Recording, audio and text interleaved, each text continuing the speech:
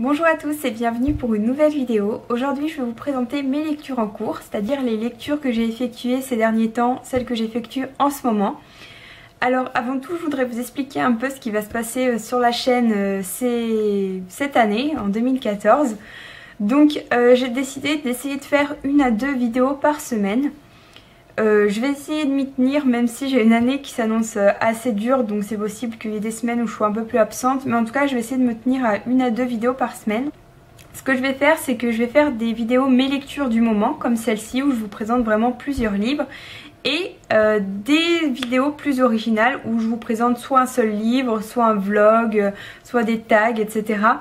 Comme ça il y en aura vraiment pour tous les goûts, pour les gens qui ont envie de voir plusieurs livres à la fois et ceux qui préfèrent les vidéos un peu plus originales. J'espère que ce système vous conviendra, dites-moi, n'hésitez pas à me dire. Donc je vais commencer tout de suite par mes lectures du moment. Alors j'ai certains livres avec moi et d'autres non puisqu'ils sont restés chez mes parents, donc je pourrais pas tous vous les présenter. Le dernier livre que j'ai lu depuis ma toute dernière vidéo, c'était Revanche de Kat Clarke.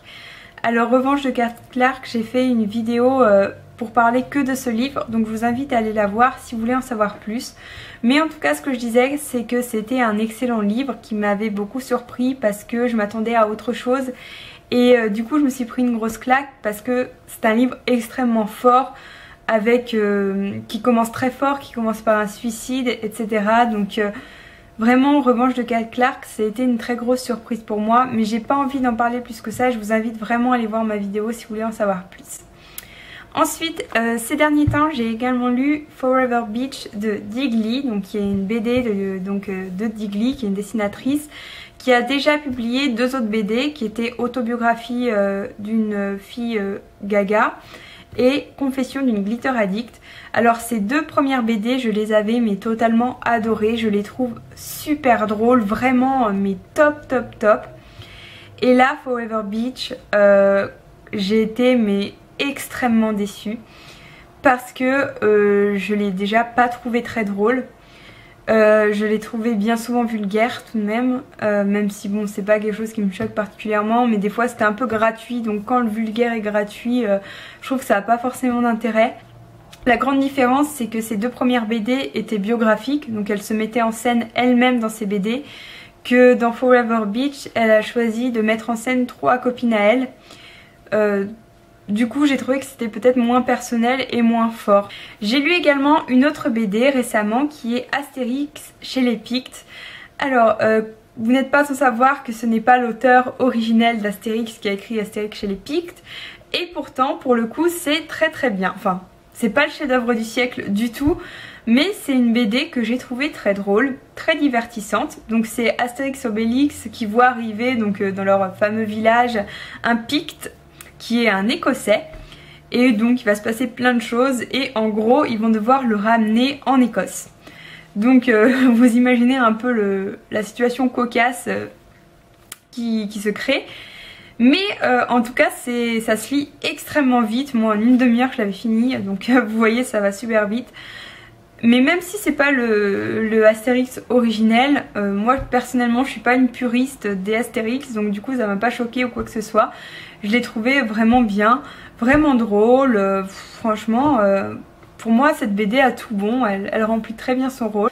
Pour passer au roman, donc j'ai lu pendant les vacances Au revoir là-haut de Pierre Lemaitre, qui est le prix Goncourt 2013. Donc pareil, je vous ai fait une vidéo pour vous parler que de ce livre. Je sais pas si elle est déjà mise en ligne, mais en tout cas elle va l'être sous peu. Donc je vous invite à aller la voir si vous voulez en savoir plus sur ce livre qu'on ne voit pas parce qu'il est caché. Hop, voilà, bon, de toute façon la couverture est pas terrible hein. Donc c'est un livre qui parle de la Première Guerre mondiale et plus précisément des années 1918, 1919, 1920. Donc c'est-à-dire vraiment les années qui ont suivi la Première Guerre mondiale. Et c'est un excellent roman qui mérite à mon sens vraiment son prix Goncourt. Même si c'est vrai que comme on est en 2014 désormais, et que qui dit 2014 dit commémoration de la Première Guerre mondiale, donc c'est un livre qui ne tombe pas du ciel selon moi, c'est-à-dire que s'il a eu son prix Goncourt maintenant, je pense que ça a quand même un petit impact politique, puisque vous connaissez un peu les questions de mémoire de la guerre, etc.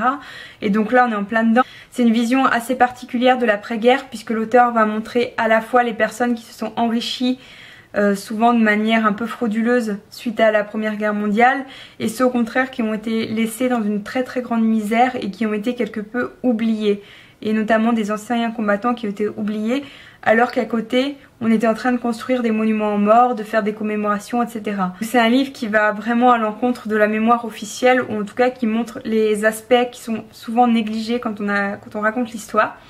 Ce qu'il faut savoir par contre, c'est que c'est pas un roman historique, parce qu'il y a des éléments qui ne sont pas vrais historiquement ou qui sont inspirés de l'histoire, donc on ne peut pas le considérer comme un roman historique mais comme un très très bon roman en tout cas, et qui donne quand même un bel aperçu de cette époque. Donc je vous le conseille, et si vous voulez en savoir plus, je vous conseille d'aller voir mon autre vidéo sur ce livre. Et enfin, en ce moment je lis un livre que vous connaissez peut-être puisqu'on le voit circuler pas mal sur les blogs, sur les chaînes et tout. C'est Sœur sorcière de Jessica Spotswood. Donc je l'ai pas encore fini, j'en suis ici, mais je l'aurai fini ce soir je pense. C'est l'histoire de 3 sœurs donc, qui sont sorcières, vous l'aurez deviné. Ça se passe au début du XXe siècle, et à cette époque les sorcières sont totalement persécutées. On les enferme, on les tue, on veut vraiment que les sorcières n'existent pas. Et il se trouve que ces 3 sœurs vont devoir se cacher, vont devoir survivre, alors que leur mère qui était sorcière est morte et que leur père les laisse un petit peu tomber. Que dire sur ce livre ? Alors déjà je suis plutôt satisfaite de ma lecture, c'est-à-dire que c'est un livre qui se lit bien. Quand je rentre le soir, je me remets dedans sans souci, j'aime beaucoup le lire, je prends beaucoup de plaisir à le lire. Mais après c'est pas un chef-d'œuvre du tout, parce qu'il y a quand même des grosses ficelles scénaristiques, à moins que je me trompe, hein, à moins que tout change à la fin.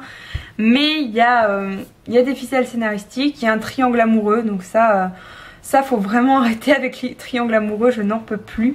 J'ai l'impression que dès que je lis un livre adolescent, un livre jeunesse, il y a toujours un triangle amoureux, et je commence à en avoir super marre. Donc voilà, donc les triangles amoureux, arrêtez, je vous en supplie les auteurs. Trouvez autre chose, je sais pas, mais pas un triangle amoureux. Bref, mais à côté de ça, bon, c'est pas mal. Je vais voir ce que ça donne. Si la fin peut-être va me surprendre, je ne sais pas. En tout cas, pour l'instant c'est pas du tout une claque comme j'ai pris avec Revanche. Ici c'est beaucoup plus consensuel, même s'il y a un contexte assez intéressant, assez prenant finalement, qui est celui de la chasse aux sorcières. Donc voilà pour Sœur sorcière. Voilà, j'en ai fini avec mes lectures du moment, j'espère avoir été assez rapide et en avoir dit assez quand même. N'hésitez pas à me dire si ça vous a plu. Du coup je vous retrouve bientôt pour une vidéo qui sera plus originale, puis ensuite peut-être dans 2 semaines pour une vidéo avec mes lectures du moment à nouveau. En attendant, lisez bien et on se retrouve très bientôt. Salut!